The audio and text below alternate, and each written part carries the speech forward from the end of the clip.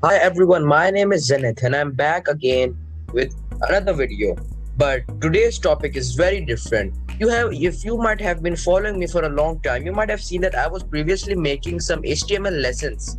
But today we'll be starting with a new program. So without a further ado, let's get into this program. And I hope so that this program will be quite fun for you. And if you are a kid right now, and if you are a student, you might really like this lesson. So let's move on.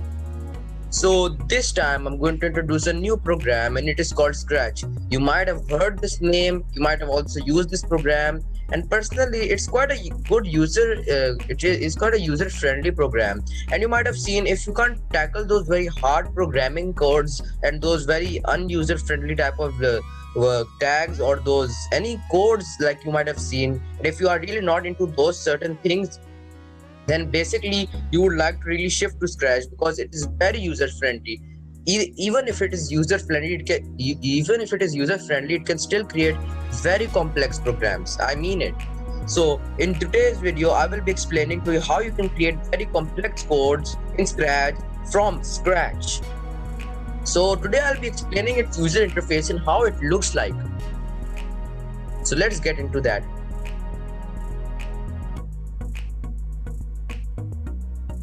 Now, as you can see, this is how Scratch looks like, and it is actually Scratch the version 3.17.1. So make sure you have this version. You can simply go to Google and you can install it. It's quite much verified and it has no viruses. It's quite free. It is definitely free, and this is how Scratch looks like. So let me introduce you how Scratch basically works. Scratch basically works on these puzzles, as you can see. When you put these puzzles together in the right way, you can make certain programs run smoothly. So first of all, let me show you all of these parts. So first of all, let us go with the stage. This is what I call as the stage, where you actually run your programs.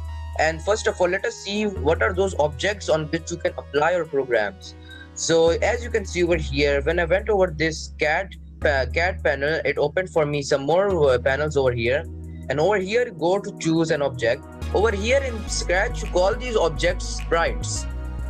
So as you can see, there are many sprites and they are also having many animations, and all the animations might not be there when you will be using it for the first time. With some basic coding, you could make those animations come to true, and they could be really working, and I mean it, they look very cool. So you can see there is a huge library of many sprites, from the animals to these letters and to simple objects, as you can see, like ball or a trampoline and many other funny things.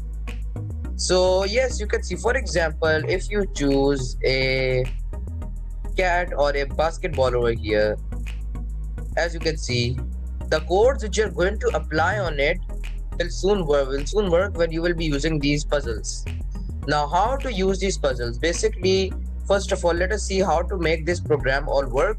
So first of all, let us see what are the type of blocks. The first are the motion blocks. Now, what do the motion blocks do?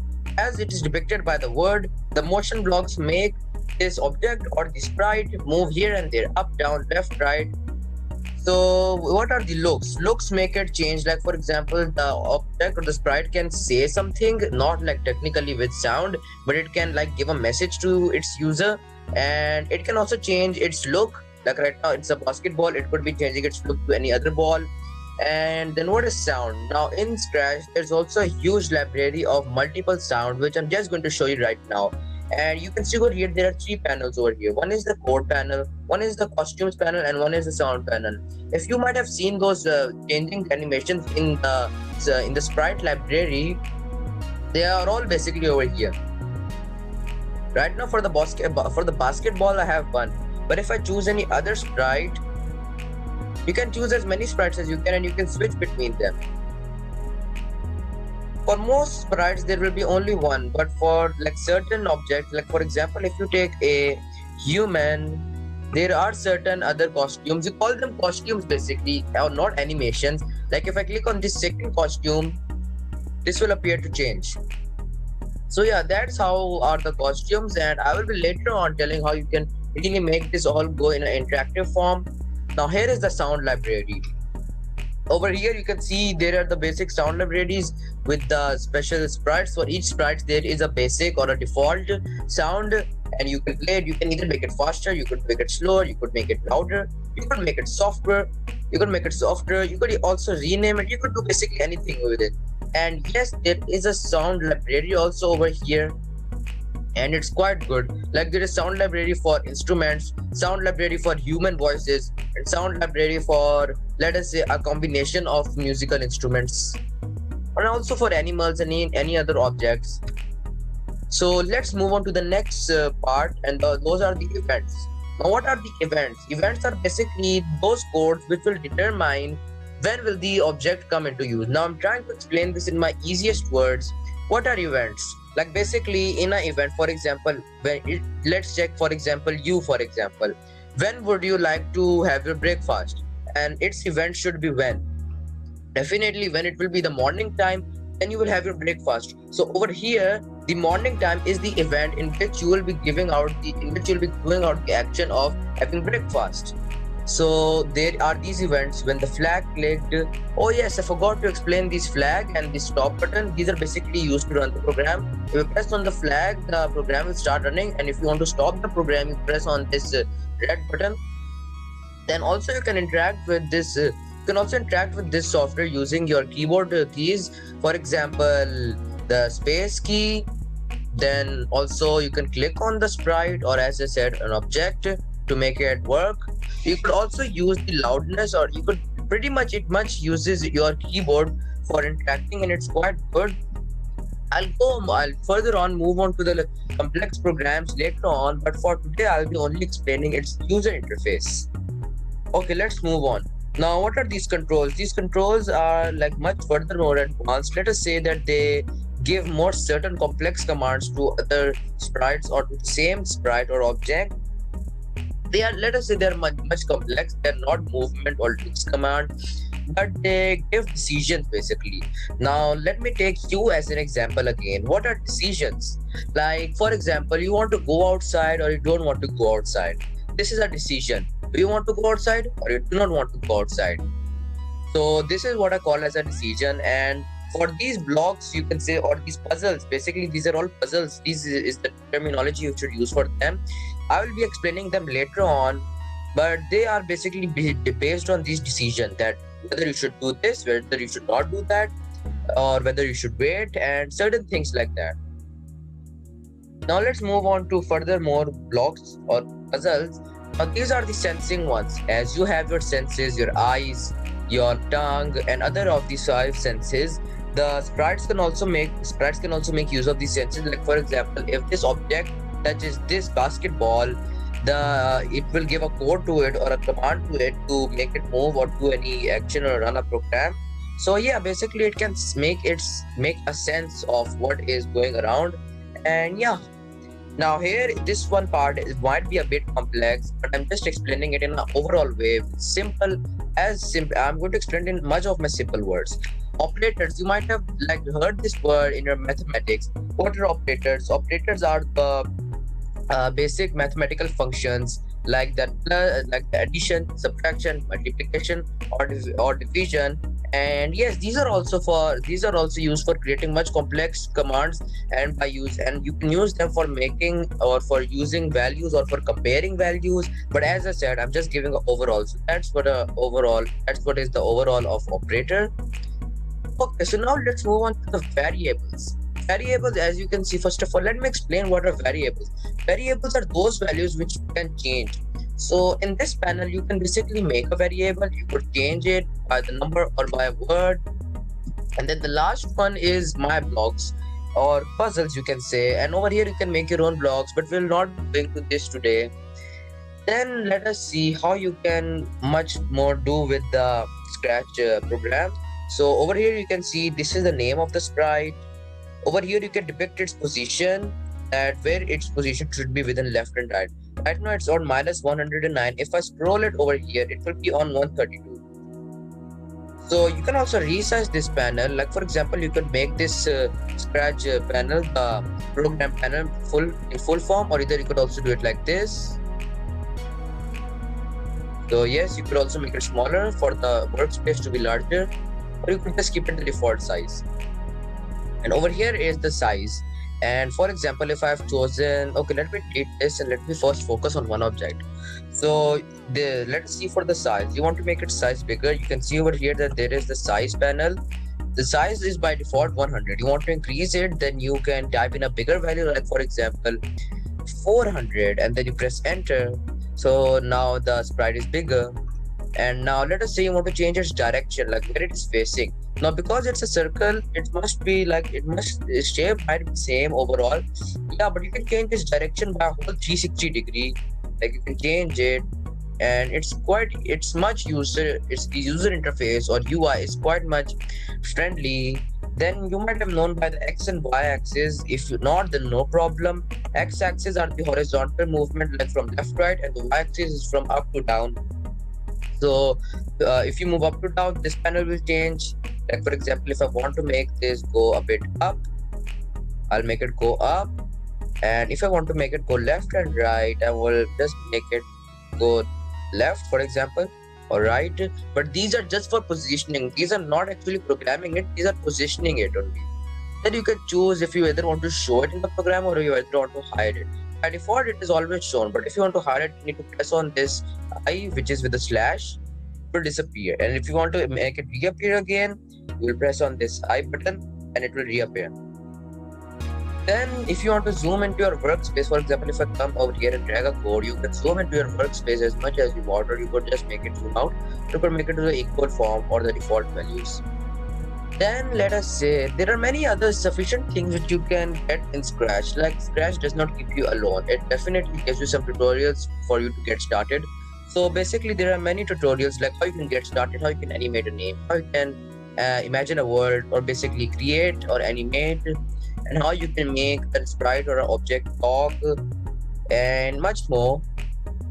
Now let us see what are the backdrops, or you can call this stage. Now this white space you can see behind this sprite is actually the stage or the backdrop, and yes, there's also a separate library for that. Basically it sets the background, and yes, you can even code that background. So yes, there's a quite a lot of variety in it. For example, if I take the moon background, so it sets the background to the moon background, as you can see. And you can also code this background. You can much code it, like you can code it to change its color effect and much more. I'll be explaining later on. Then there are these extensions which you can look at them in the bottom left corner, and they're at the very bottom left corner. And there are many extensions like the musical instruments. Basically they just add more musical sounds, very precise musical sounds.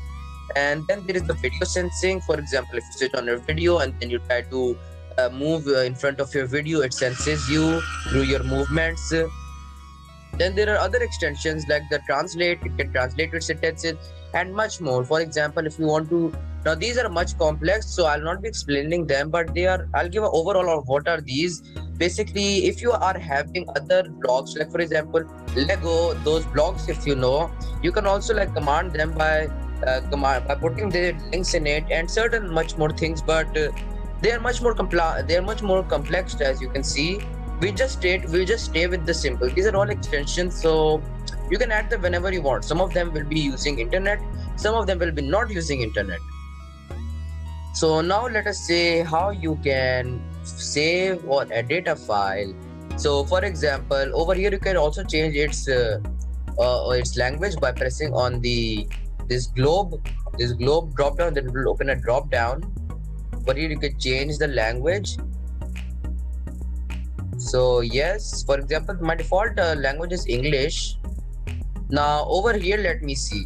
Now when you press the file button, you can see there will be three options in front of you: the new, the load from your computer, and the save to your computer. Yes, when you save your program, you can then load it from your computer and you can like continue editing on it, or you could just open a brand new file, which you can just do it right away, and it will give you this to replace the contents. And that's the thing about it. And then edit, let us say restore sprite, and then there's the turn on turbo mode. And so, well, yeah, that is much of it. And there's also a separate community of it. Oh yes, I forgot to explain this, that over here Scratch is basically very extensive. and it is very user friendly. So if you are really a student and you just like want to get into the real programming to make small or a little mini game, so go for Scratch. I really advise you to go for Scratch and create whatever you want. So you can also edit your characters, like for example I have this cat character. I can edit it also, and there are many extensive edits you can do over here. Like you can actually color on your sprite, you can undo your mistakes or corrections, and you can also basically move its parts. Like for example, if you can see over here, you can basically move its head if you want. You can move its tail, its body, and yes, like that. You can even move them separately if you specifically click on them. And you can also extend them. Like there are many extensions. Like you can also like extend how it looks like. Like for example, you want to extend its ear a bit, so you could do that, and you could make its ear extend. You could extend its ear. Then again, if you change to bitmap, for bitmap you could do some more coloring in it, add some more precise making, and then if you want to go back to vector, you could go back to vector. You could switch between these both, and you could make much. You could really make many things from this. So let your mind go creative and do whatever you want in Scratch. It's quite good for a beginner. It's really recommended for a beginner if you want to like get into some simple coding and you want to like make some projects and so on. So how you can make a simple Scratch project is by just like you open a new file, and then you save it, and then you can also rename it from here. Like basically from default it will be a Scratch project and so on. Okay, so that's what I've shown you, and it's quite good. Really, it's quite good. For me, I had used the Scratch, and personally, it was quite good. Now, I had created many complex programs, and I'm sure that I'll be also showing you these programs. Oh yes, one more thing. If you're not having any Scratch, like if you have not chosen any, if you're not chosen any sprite, then the interface will quickly switch to the backdrop. And for the backdrop, well, there is no motion blocks because the backdrop cannot be moved. But the backdrop, as I had said, you can change its color, you could change how it looks like, but in no matter you cannot change its movement. You cannot make it like move from one place to another. Yes, you can make its shape like shift from one place to another. Like for example, if I want to shift from a basketball scene 1 to basketball 2, then you can yes do that. So yes, let your mind go creative and download Scratch for sure and have fun in it. Now I'm going to see you soon in another video, and make sure that you subscribe to my channel so that you can have more lessons about this fun programming software. And I'm going to see you soon. Bye.